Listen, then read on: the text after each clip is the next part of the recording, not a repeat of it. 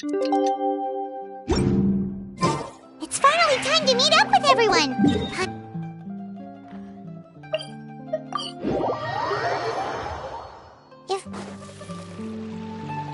Ayaka! Yoimiya! You're already here!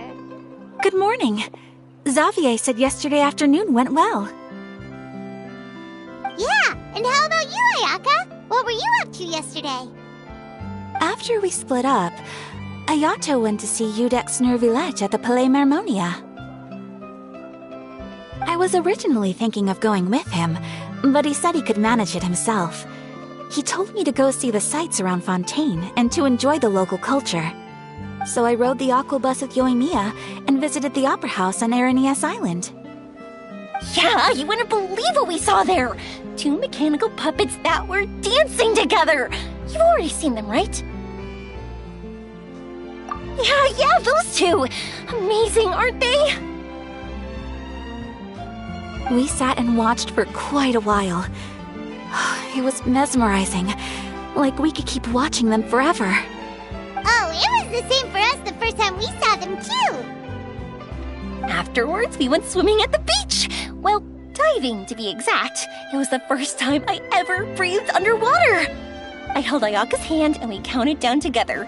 3, 2, 1, and then splash! We were beneath the waves.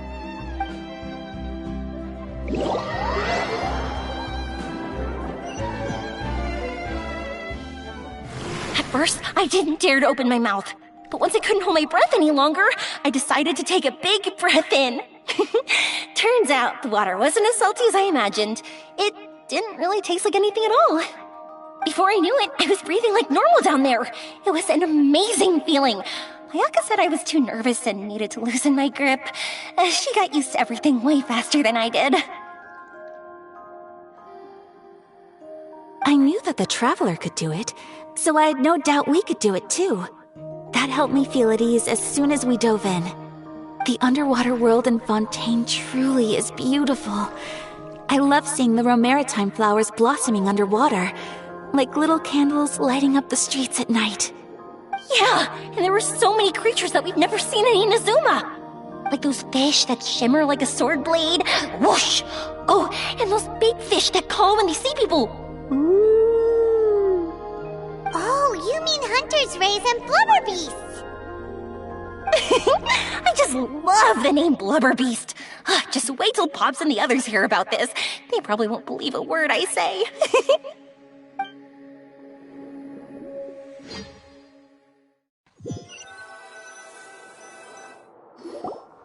Yoimiya was down there for quite a while. It was dark before we finally rode the aquabus back to the city. I figured she'd want to sleep in today. Yeah, even I was worried that I wouldn't be able to get up. I still felt like I was drifting in the waves when I went to sleep last night.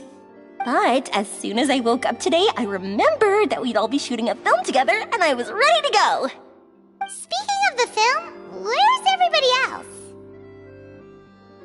My brother and Xavier were speaking to the restaurant owner about using the place as a filming location. They should be here soon. As for the others, We're here. Please excuse my tardiness. I just finished the Special Patrol's 6-mile morning jog.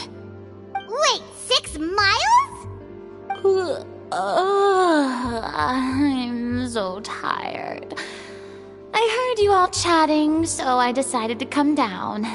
I sure could use some of that endless energy everyone else has. Good morning, everyone. Morning. Can someone fetch me a cup of coffee? More milk, hold the sugar. Sure, I'd be happy to do that for you. No, you can't go anywhere. Please, have a seat over here so I can get started on your makeup.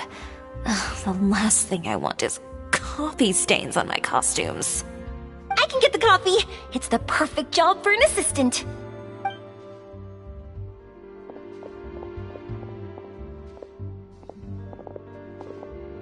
So much energy. Seriously, what's her secret? Oh, Yoimiya's always like that.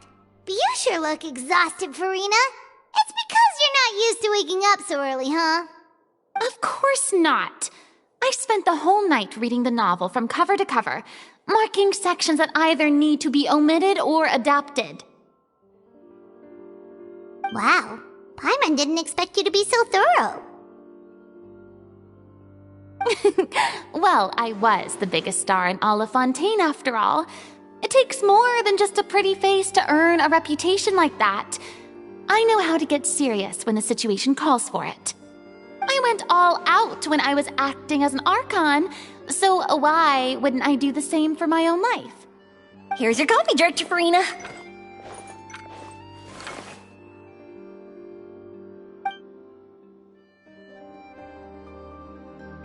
Oh, thank you. The sound of being called director and the aroma of coffee feels almost as refreshing as hearing the birds chirping in the morning.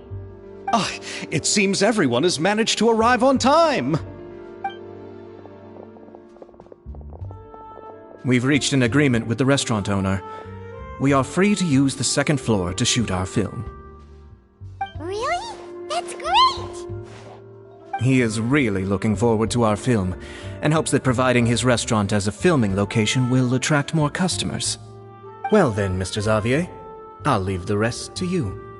Okay, thanks. First, I'd like to introduce our new members. This is our prop manager, Veronique. She'll be in charge of all the film's props and items. And this is Bonneau, our lighting technician. He'll be in charge of lighting and illumination to set up each scene's atmosphere. Wow, sure feels like we have some real professionals joining the crew now. First of all, please allow me to first express my sincerest gratitude to everyone in the crew.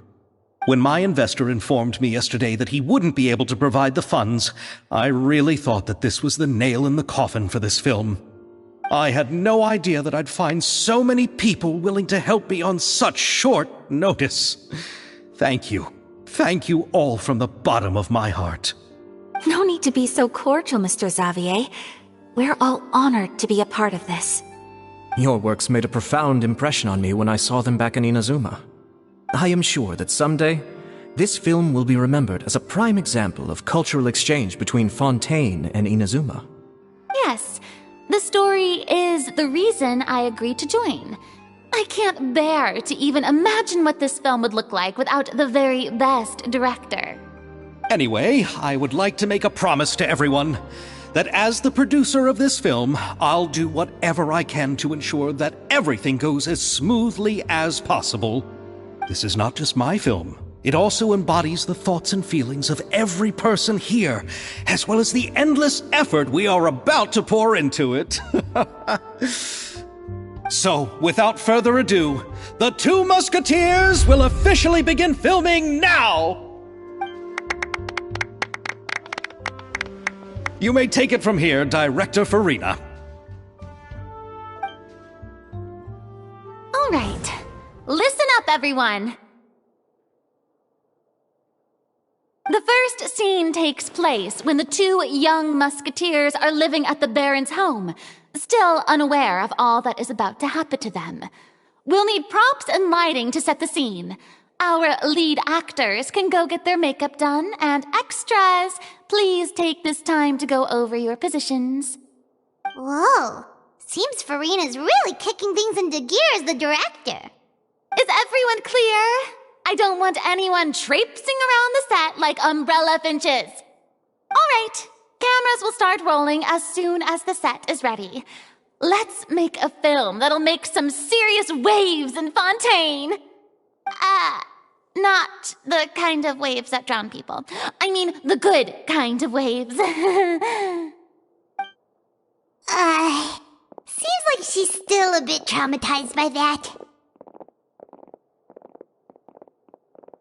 Anyway, let's go see if there's anything we can do to help.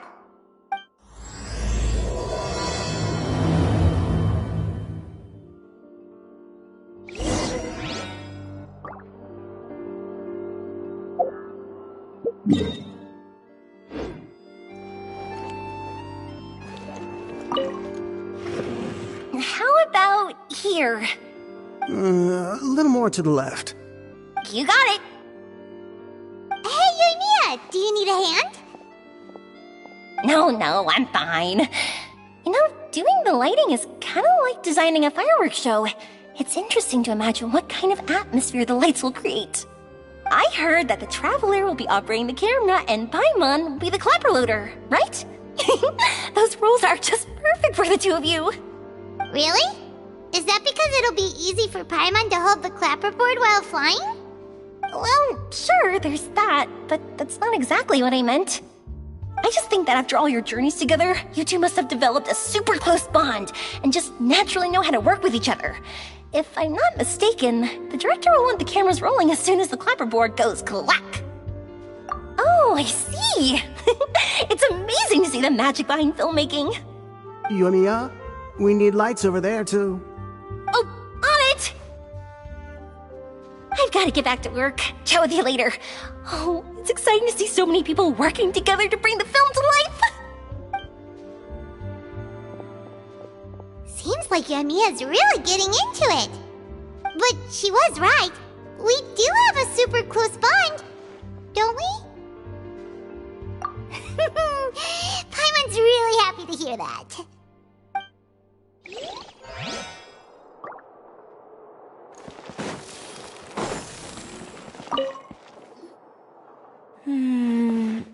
Ayaka has mentioned you to me before. She said that you two were great friends when you were kids. No talking.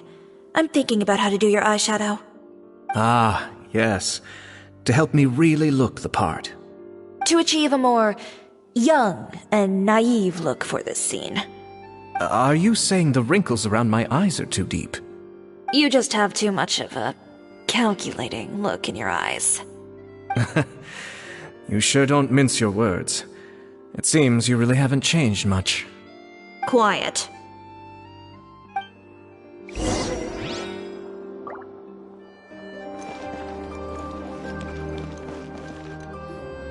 So, this is a real musket? No, it's just a prop weapon. Not bad. Have you seen a real musket before? Only in books and newspapers. I made this one based on the relative shape and proportions I saw in reference images. When we're filming, some special gunpowder will be applied around the muzzle, which will help create the flash and smoke effects of a real gun being fired. Which means it'll be up to the actors to portray the recoil. That's right. The sound effects for gunshots will also be added in post-production. Thank you, Veronique. I think I know where to start now. However, the musket's gears and firing pin could still use some work. Adding some wear on the metallic components will make them appear more realistic. Also, be sure to rub the muskets with some oil each time before we start shooting. That'll give the impression that the firearms have been well maintained. Good point. You seem to know a lot, Miss Chevres. I assume you use these types of firearms on a regular basis? Yes, I perform routine maintenance on my weapons every day. Just like we as people need to eat and sleep, muskets need to be cleaned and maintained. I also perform similar care for my sword every day, and familiarize myself with its shape and weight, to the point where it feels like a natural extension of my body. Yes, this way, our weapons will never betray us in the heat of battle. Yes, well said. It seems we have the same philosophy on this topic. Oh, sounds like they found a common interest to talk about. Though these props differ from the muskets I use, I can still give you some pointers. Good. I look forward to your instruction. First and foremost, never point the weapon at anyone, regardless of whether it's a real or prop weapon or whether you're holding it or it's on the table. This holds for any time when you're not actively engaging an enemy. Okay, understood. When aiming the musket, extend your arm so that it's level with your shoulder and use your eye to look down the weapon's sights. Like this? Not bad. Now, try saying your lines. This is the end of the road for you. Good. Now turn your body a little. That way, you'll give your enemy less of a target to work with. And relax your shoulders. Here, allow me to demonstrate. This is the end of the road for you. Huh. Excuse me, Miss Chiori. Director Farina, there's something I wish to discuss with you. Oh? What is it? Like this? Yes, much better. What do you think? I do see your point. But are you sure you wish to do this? I believe it would be most fitting. Well, if you insist. All right, I understand. Miss Ayaka, Miss Chevres, could the two of you please come over here? Huh? What's going on? Are we gonna start filming now? Let's go see. What is it? I have a question for you, Miss Chevres. Would you be willing to play the role of a musketeer? What? To clarify, I would like to turn over my role to Miss Chevres. But brother... Don't worry, Ayaka. I actually view this as a good thing. I was becoming troubled trying to set aside some time to speak to the staff at the Palais Mermonia. I would like to have some conversations about the cultural exchange between our two countries, and I've heard that the bureaucratic process here can get rather complicated. Now, I will be able to focus on my work. Besides, you also know that I'm not really one for public performances. Are you really sure? From a director's point of view, I also felt like the relationship between the two musketeers in the original story could be improved. The older brother in the story plays the lead role with his overbearing character, but this causes his character to overshadow that of his sister, and the theme of the two supporting and relying on each other isn't conveyed very well. But if we were to change the siblings to two sisters of a similar age, then that aspect of the story might come through more clearly. Also, I've seen you instructing Ayaka. That cold and dignified personality is exactly what we need for the older musketeer. Of course, even with all these insights, the decision should still be made by Miss Chevres. Chevres mentioned that she really likes the story, right? Paimon bets that she'll take the role. All right, I'll take the role. Good. It's decided then. I'll get started on making edits to the script. We'll also need to make some immediate adjustments to the lighting, props, and costumes. I have a feeling that our adaptation will be even better than the original story. You're doing a great favor for me, Miss Chevres. You have my gratitude. Don't mention it. I like this character, so if anything, I should be the one thanking you. Well, since my brother is the one who brought up the idea, I suppose there's no need to worry. Let's go, Miss Chevres. I look forward to working with you. Please, just call me Chevres.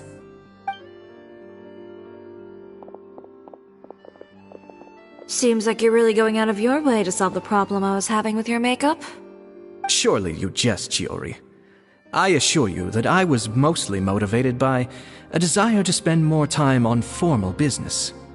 Oh, come on. You really think I'd buy that? According to what I've heard from Ayaka, her brother is someone who can juggle 10 different matters at the same time. I'm sure you have other reasons for backing out. Perhaps. Ayaka always said she wanted to go out and see more of the world just like the Traveler. But I feel that she needs not only to see other nations, but also to make some different kinds of friends. I think it would be harder for her to make new connections with me constantly by her side.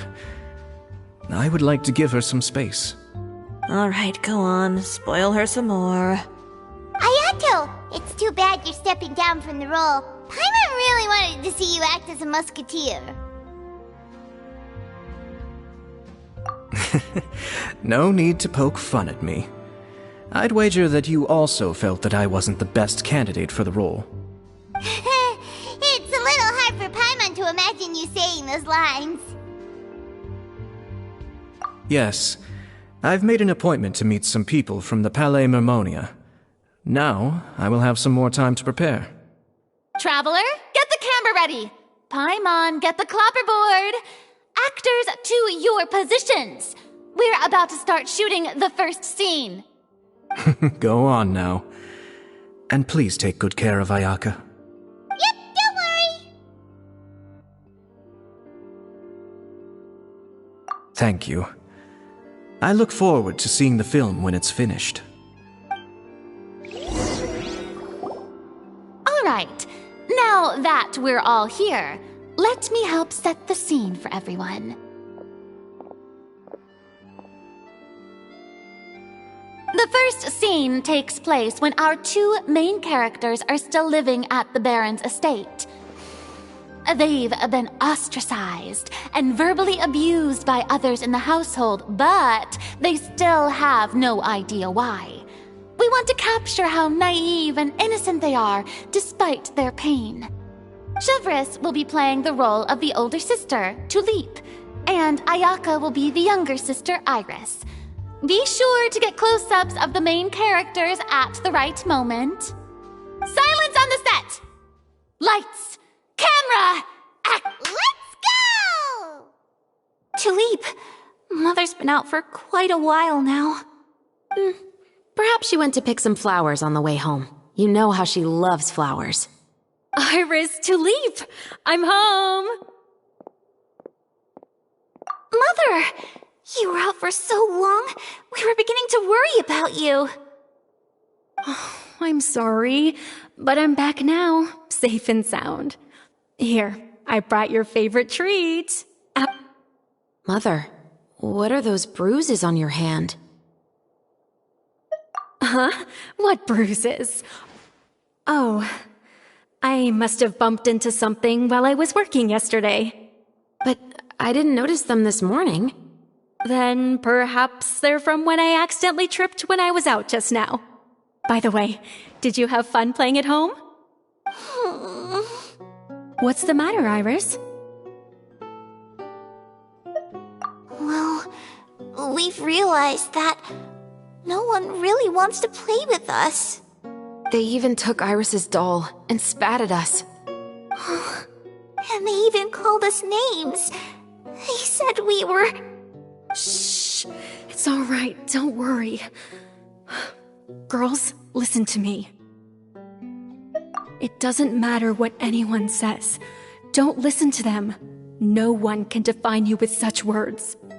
You both have wonderful lives ahead of you. Just like your names. You will both blossom like beautiful flowers. Maybe your time to blossom hasn't quite come yet. But one day, you two will bloom more beautifully than anything else. Don't let the soil you're in now ruin your future beauty. Understand? My dear daughters. And cut! Not bad. The actors' emotions were all on point. Let's keep that take. Also, if our clapper loader could avoid shouting at the start of the scene next time. Oh, got it. Great. I was a little worried that my nerves would get the better of me. What about you, Cherchez? I felt fine. The lines weren't too difficult at all. Seems like Farina must have adapted the role nicely. You two were great. I couldn't tell it was your first time acting in a film. You should have more confidence. Thank you for your encouragement. Positions, everyone! We'll move on to the next scene after we try a few more camera angles.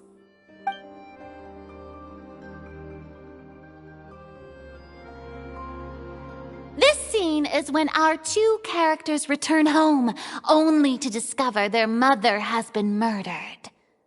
Ready? Lights! Camera! Action! Mother, we're back. Mother?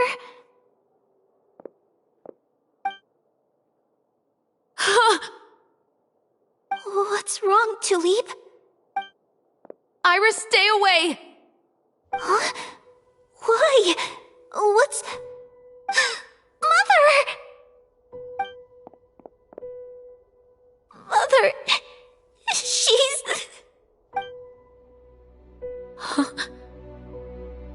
There's poison in this cup. Huh? I could have sworn I've seen this kind of cup before. Those aristocrats. They didn't even try to cover up their actions.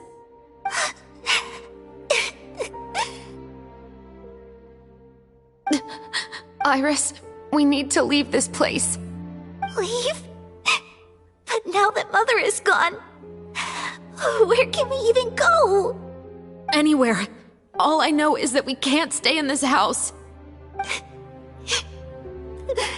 But are we just going to let them get away with this? We'll have our revenge, I promise you. Just not right now.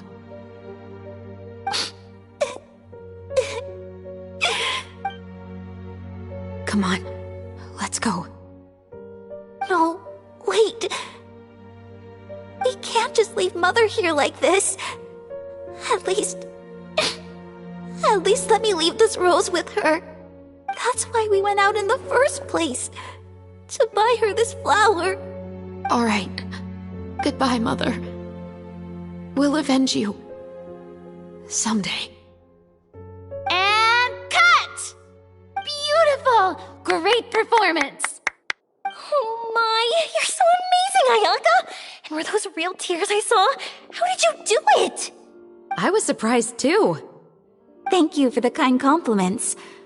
Actually, as soon as Director Farina said action, I told myself not to think about anything.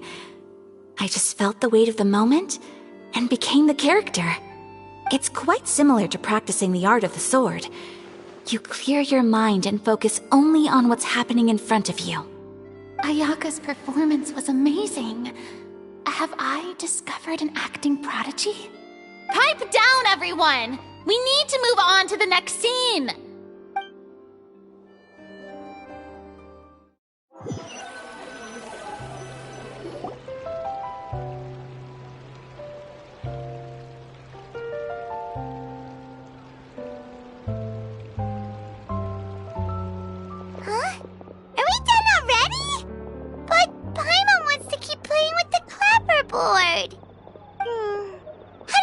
Traveler, is your arm sore from holding the camera all day? Good work, you two. You too, Chevres. You were quite the actress today. I've read this novel many times before. I have a good grasp of my character's mindset. Anyway, do you remember my request from yesterday? Oh, right! We were having so much fun that Paimon nearly forgot! You have a case where the murders seem really similar to the cases in the novel, right? So, how are they similar exactly? In the story, the main characters grow up to become two musketeers, always using their guns to carry out their revenge. And on each of the victims, they place a rainbow rose as a signal that they've returned. Yes, that's correct. We found rainbow roses just like in the novel. Seems like you're connecting the dots now. Oh, that does sound pretty concerning. Especially after seeing the script today. Ooh, now Paimon can't stop wondering what kind of ulterior motive the murderer might have. What do you think, Traveler? You're smart. Paimon wants to hear your thoughts. Good. On behalf of Fontaine's Special Security and Surveillance Patrol, thank you for your dedication to justice. There's no time to lose. We should start investigating right away. Follow me. Huh? Right now? But we just got done filming all day. Paimon's so tired. The most valuable intel always comes after nightfall. They are like small, remote islands in the middle of the sea. If you don't stay vigilant, you will pass right by them in the fog. That's how one of my favorite books always puts it, at least. So where are we going right now? Let's start by checking out some workshops that's...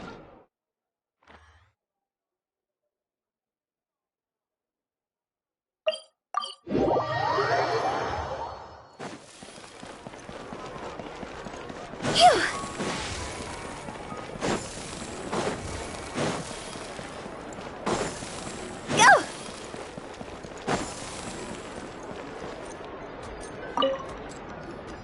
Welcome to Leschots' Clockwork Workshop. How can I help you? Hello. I'd like to know if anyone has purchased some special components lately. Special components? Sorry, could you be more specific? I mean the kind of components that aren't typically used for clockwork toys, but for firearms. Huh? For firearms? No, we don't sell those sort of things here. Don't misunderstand. I'm not here to cause any trouble. We are merely investigating a case, and we're hoping that you could cooperate. Well, to be completely honest, I'm not even sure what kind of components that would entail. Has anyone ever purchased components here as an individual rather than on behalf of an organization? We have a lot of customers who buy toys, but those who buy components are all regular customers who buy in bulk on behalf of their organization. Is that so? I understand. Thank you for your cooperation. You're welcome. It's the least I can do.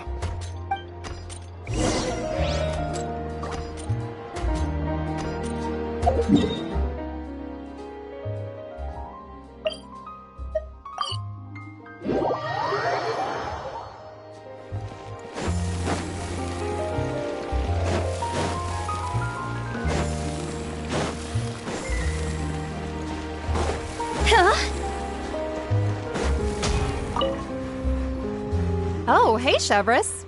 Run out of oil for your musket again? Hello, Estelle. I want to know if anyone has come to your shop recently to order some firearm components. Oh, is this another case? Let me think. I don't think so. Some people have requested that I make some prop guns for the Fontanalia Film Festival, but I refused all of those requests. Oh? Why's that? Because there's no profit! I only make things here that can do some real heavy lifting. I don't have the energy to make some new molds just for the festival. Then has anybody come specifically looking for mechanical components? Well, I usually sell off my scrap to the Fleuve cendré. I don't typically give them to one specific person. I understand. Thanks for your cooperation. Don't mention it. Always happy to have the Musketeers' patronage. Seems like we haven't found any leads to go off yet. Yeah, unfortunately. All right, let's head to Fleuve cendré next. Huh? Are you sure? People might not be so thrilled to see the captain of the special patrol there. You think so, huh? Then I guess you don't know. Huh? Know what? That I grew up in Fleuve cendré.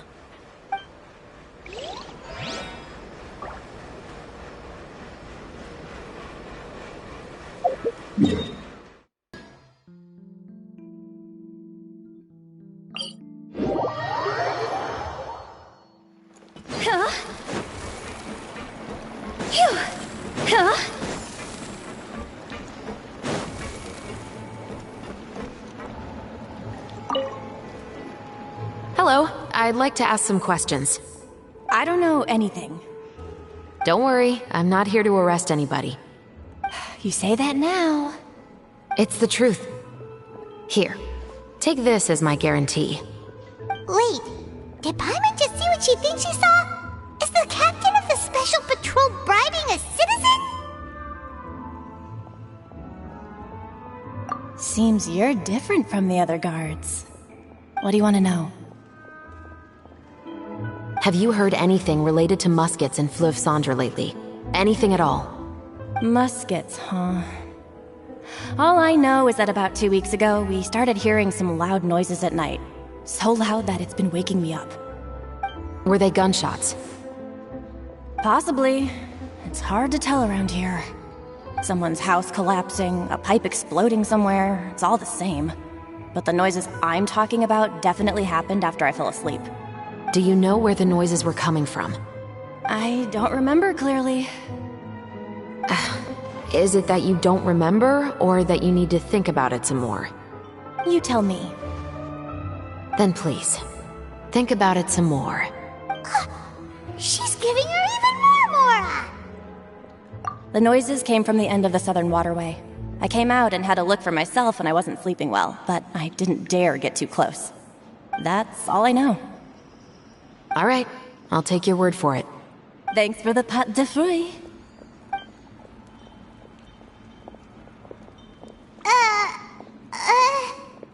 No need to be surprised. I grew up here, remember? I know how to get people around here to talk. Seems you catch on pretty quick. Now then, let's keep going.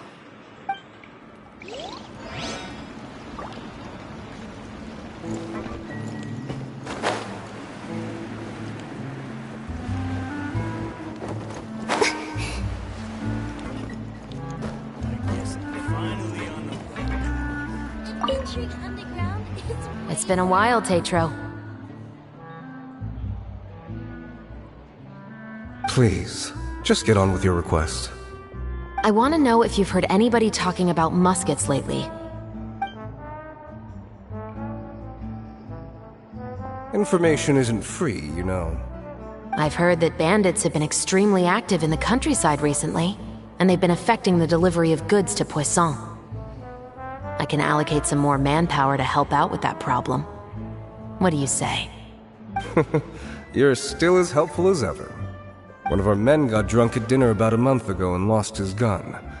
3 days later, it turned up in the corner here. What's weird about that? He just forgot where he put it, right? This is Fleuve, my friend. Anything of value left in the tavern won't ever make it to the next day. But that gun turned out to be an exception.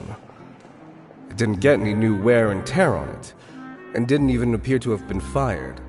We were quite mystified as to what could have happened. I suspect it came back because the weapon was already known to the guards. You mean, a criminal was afraid the Marechaussee Phantom would use the shot marks to track them down? Maybe. But if that's the case, the culprit really took great care to avoid getting caught. I didn't say anything about a criminal.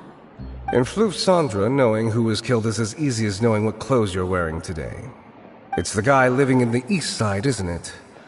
I've never liked him. Every time he's here, he just orders a drink and sits there with a nasty look in his eyes. So, who was the one who lost the gun in the first place? Don't bother. Even if you ask, he wouldn't admit to owning a gun to some strangers. Not to mention the captain of the Special Security and Surveillance Patrol. He's right. I know you grew up here, Chevres. Even though you're on good terms with the Spina, you've still been gone too long. Not many people know you here now, and a lot of people don't like the Special Patrol. I know. So take my advice and don't show your face too much around here. It's for your own safety. I'll come and go as I please, and I'm afraid I'll be appearing more often due to my work. All right. Don't say I didn't warn you.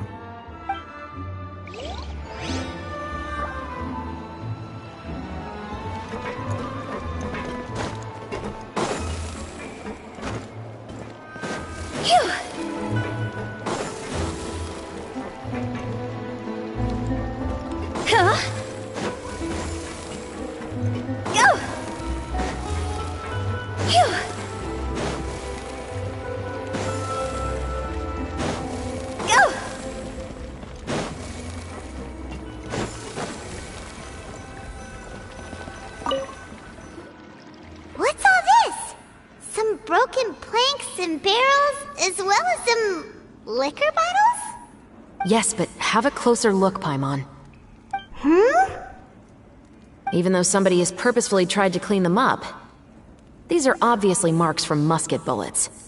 In other words, someone was here trying to improve their shot.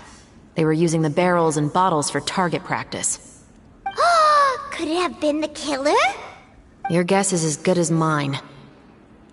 Although many people at Fleuve own guns, few hide the fact from others. And even fewer would go to such lengths to hide markings from practice shots. Anyway, let's go. There might be more to this.